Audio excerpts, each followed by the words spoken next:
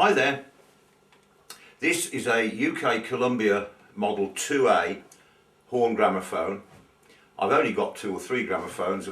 This is really one of my favourites because it was the last horn model made by Columbia, and it was introduced in 1929, so that's right at the end of the horn gramophone era.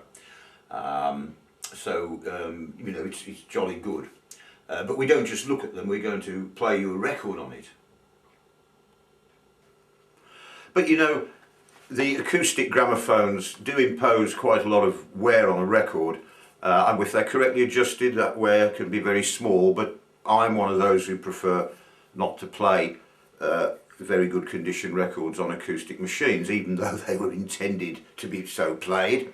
But I do keep some selected records for that purpose, and this is one which you'll hear in a moment or two.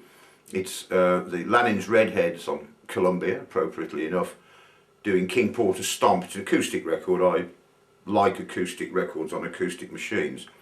Alas, we only got one side. The other side, Jimtown Blues, which is on the US Columbia, didn't surface over here. But this is a lovely record, and let's get it set up. Let's have a closer look at the machine.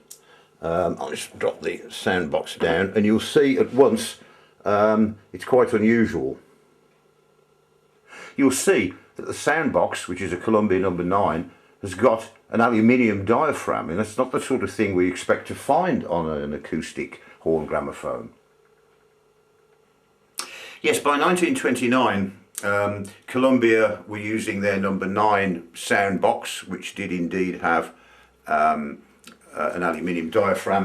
Therefore, of course, it was fitted to the Model 2A horn machine.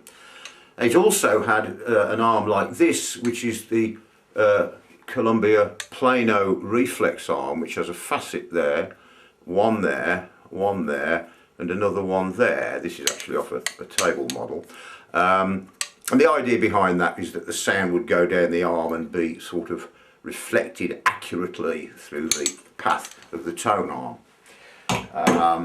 I think this was in response, I'm not an expert, but I think this was in response to HMV, the rival, having introduced the folded horn, you know, which was a revolutionary concept, and presumably patented, and Columbia couldn't do anything like that or didn't want to, so they came up with the plano-reflex system as a kind of, look, we've got something new too. I think that's sort of more or less how it went.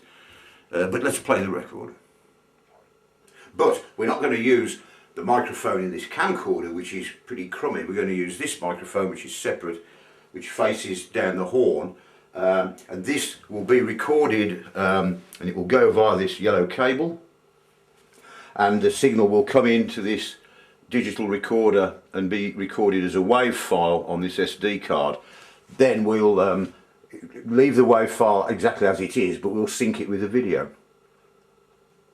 So all we need to do is to change the needle, put in a new one. Oops, ouch. Make sure the machine is wound. This machine is not in very good cosmetic condition. I've breathed on it a bit. It actually does play quite well, but it's rather distressed in many other ways. It's had a tough life.